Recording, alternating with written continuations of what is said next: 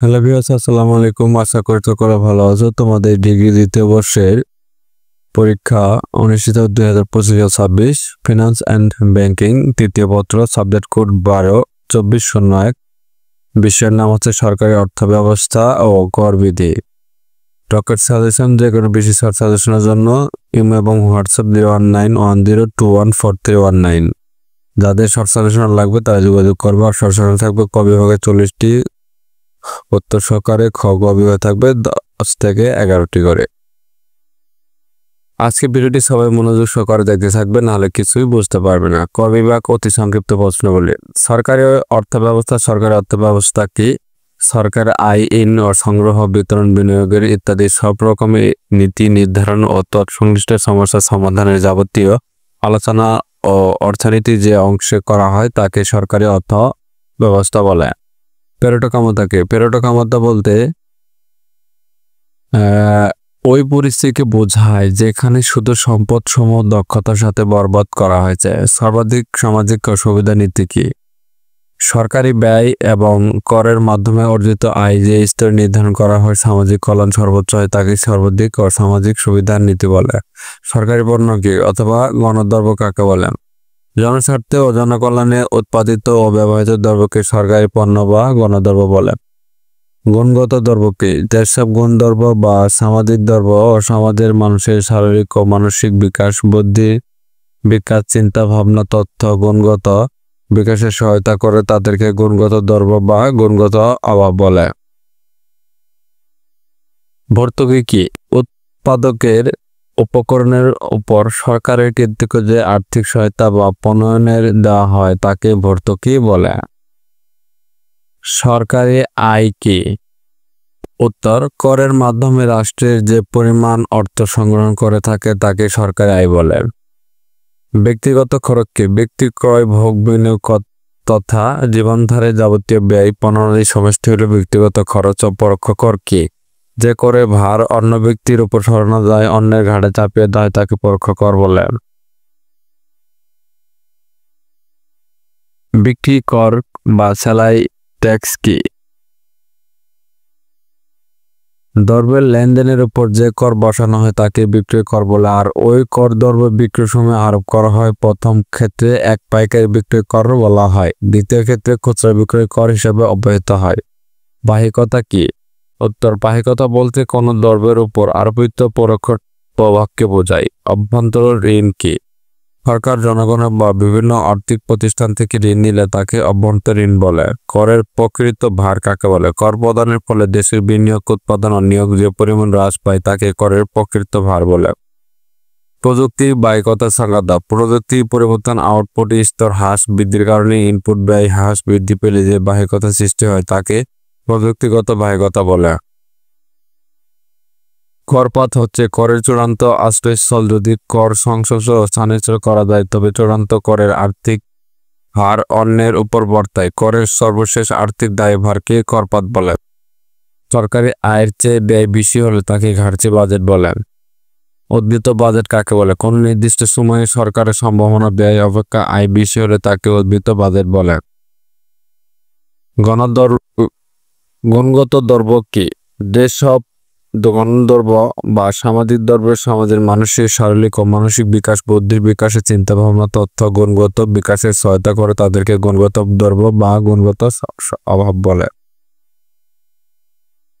কর অবকাশ কি? কিছু কিছু নির্দিষ্ট পরিমাণের শ্রেণী সেবা প্রতিষ্ঠানে নতুনভাবে স্থাপন করা হয়। আয়ের উপর জাতীয় রাজস্ব বোর্ড একটি নির্ধারিত সময়কালের জন্য প্রয়োজনীয় শর্ত ও সাপেক্ষে আয় কর অব্যাহত দিয়ে থাকে। কর অব্যাহত প্রাপ্ত সময়কালকে কর অবকাশ বলে।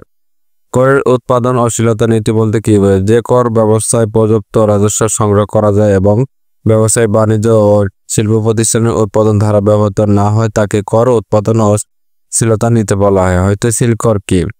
করের ভিত্তি বৃদ্ধির সাথে সাথে যদি কাহারও বেশি হারে বৃদ্ধি পায় তবে তাকে প্রগতি কর বলেন। এই কর ব্যবস্থাকে দিকে কর হার গড় ও হারের চেয়েও বেশি হবে।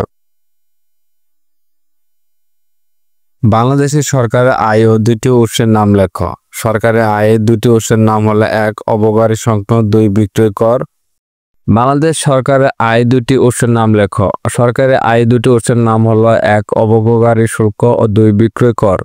আয়কর কি? কোনো ব্যক্তি বা প্রতিষ্ঠানের আয়ের উপর যে কর ধার্য করা হয় তাকে আয়কর বলে। সারচার্জ কি? আয়করের অতিরিক্ত করকে সারচার্জ বলে। ১৯৮৮ সালে অর্থ আইনের ধারা ১৬ ক সংযোজন মাধ্যমে সারচার্জ আরোপ করা হয়েছে। এনবিআর এর পূর্ণরূপ কি? এনবিআর এর পূর্ণরূপ হলো ন্যাশনাল বোর্ড অফ রেভিনিউ। কর ফাঁকি কি? যে প্রক্রিয়ার মাধ্যমে আইনকে ফাঁকি দেওয়া বা আইনকে অমান্য করে বা মিথ্যার আশ্রয় নেয় করদাতা যদি আদৌ কর প্রদান করে না কম কর প্রদান করে তাকে কর ফাঁকি বলে। মূল সংযোজন কর ভ্যাট কি? কোনো উৎপাদিত পণ্য বা সেবা সংযোজিত মূল্যের উপর যে কর প্রদান করা হয় তাকে মূল সংযোজন ভ্যাট করা বলে। যাদের অ্যাকচুয়ালি শর্ট সাজেশনগুলো লাগবে তারা যোগাযোগ করবো আমাদের ইমেল এবং হোয়াটসঅ্যাপ নাম্বারে, স্ক্যানে দেওয়া নাম্বারে তোমাদের ক বিভাগে 40টি উত্তর সহকারে দেওয়া থাকবে, ক বিভাগে থাকবে 10 থেকে 11টি করে। যাদের শর্ট সাজেশন লাগবে শুধু তারাই যোগাযোগ করবা।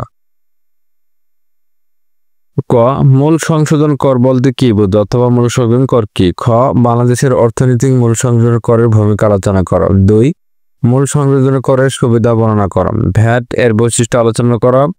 কর ফাঁকি ও কর এড়ানো প্রতিরোধে বাংলাদেশের গৃহীত প্রতিরোধ ব্যবস্থা আলোচনা করো।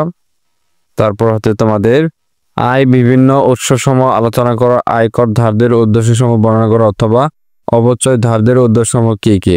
করের প্রকারভেদ আলোচনা করো। প্রত্যেক করের বৈশিষ্ট্যসমূহ লেখো। পরোক্ষ করের সুবিধাসমূহ বর্ণনা করো। কর কাকে বলে? বাংলাদেশের অর্থনৈতিক উন্নয়নে করের ভূমিকা আলোচনা করো। তারপর এখানে তোমাদের বাংলাদেশের মূলধন ও বাজেট বা উন্নয়নের বাজেটের অর্থায়ন পদ্ধতি বর্ণনা করো। 19 নম্বর হচ্ছে অর্থনৈতিক প্রবৃদ্ধি কি? অর্থনীতি উন্নয়ন ও অর্থনীতির প্রবৃদ্ধির পার্থক্য লেখা। রাজস্ব নীতি সীমিতবর্তী আলোচনা করা।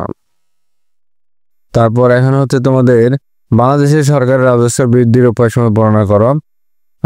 বাংলাদেশের মতো উন্নয়ন দেশের ঘাটতি ব্যয় নীতি আলোচনা করো। ঘাটতি বাজেটের অর্থ সংস্থানের উৎসসমূহ লেখ। ঘাটতি বাজেটের বিপক্ষে যুক্তিসমূহ আলোচনা করো।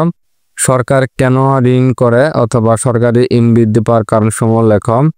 সরকারি ঋণের উৎসসমূহ বর্ণনা করো। ব্যক্তিগত কর ও কর্পোরেট করের মধ্যে পার্থক্য আলোচনা করো।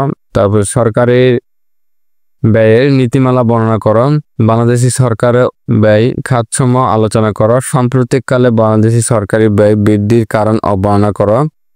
তারপর এখান থেকে হচ্ছে তোমাদের বাজার অর্থনৈতিক ব্যর্থতা প্রেক্ষাপটে সরকারি অর্থব্যবস্থা গুরুত্বপূর্ণ আলোচনা করো। আধুনিক অর্থনীতি সরকারি অর্থব্যবস্থা গুরুত্ব আলোচনা করা। ভিডিওটা আজকের পর্যন্ত শেষ করছি। সবাই ভালো থাকুন, সুস্থ থাকুন। আর যাদের অ্যাকচুয়ালি শর্ট সাজেশনগুলো লাগবে তারা অবশ্যই আমাদের স্ক্রিনে দেওয়া নাম্বারে এবং হোয়াটসঅ্যাপ নাম্বারে শর্ট সাজেশনের জন্য ক বিভাগে থাকবে 40টি উত্তর সহকারে, খ বিভাগে থাকবে 10 থেকে 11টি করে। যাদের শর্ট সাজেশন লাগবে শুধু তারাই যোগাযোগ করবা।